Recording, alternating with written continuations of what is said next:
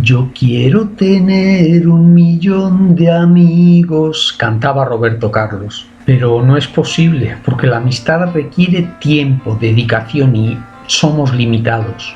Tampoco resulta fácil tener 10, 20 amigos en el sentido estricto de la expresión, pues la amistad profunda requiere ser cultivada con esmero.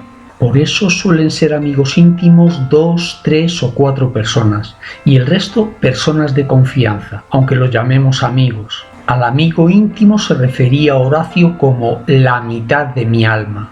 Un autor pone el ejemplo de 2 muchachos que coinciden a diario, pero tienen aficiones muy distintas, uno el cine y el otro la pesca. Su diversidad de aficiones dificulta la amistad, pero si el amante de la pesca empieza a aficionarse al cine para compartir intereses con el otro, quizá lleguen a ser amigos, más aún si el cinéfilo se aficiona a la pesca. Aunque Jesucristo es el Hijo de Dios y la amistad solo se da entre iguales, Él mismo quiso llamarnos hermanos.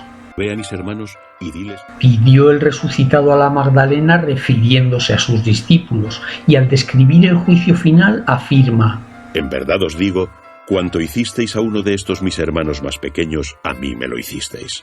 Así que puedo ser amigo íntimo de Jesús. Como Él ya se interesa por mis cosas, también yo debo hacer míos sus intereses. Además, Él puede tener trato frecuente y personal con cada uno. Jesús sí que puede tener 1.000.000 de amigos.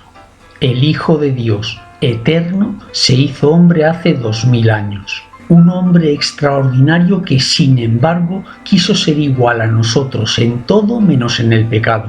Por eso, durante su vida terrena cultivó la amistad.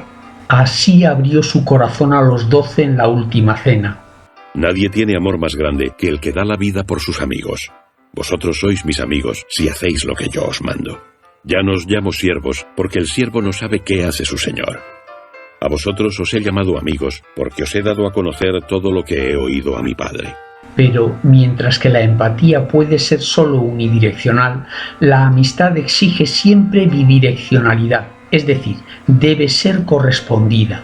Así, cuando Judas consumó su traición con un beso hipócrita, Jesús, intentando remover su corazón, lo llamó amigo, pero Judas no llegó a serlo porque no quiso corresponder. También a mí me llama amigo y espera que le abra mi corazón dialogando con él. Los otros apóstoles, con flaquezas que Jesús conocía, sí fueron amigos suyos. Seguiré su ejemplo para cultivar esa amistad tan necesaria en la oración. Un sacerdote capuchino describe así el trato confiado de los apóstoles con Jesús. Con qué intimidad se confiaban a él, como a un padre, como a un amigo, casi como a su propia alma. Lo conocían por su noble porte, por el cálido tono de su voz, por su manera de partir el pan. Se sentían inundados de luz y estremecidos de alegría cuando sus ojos profundos se posaban sobre ellos, y la voz de él vibraba en sus oídos.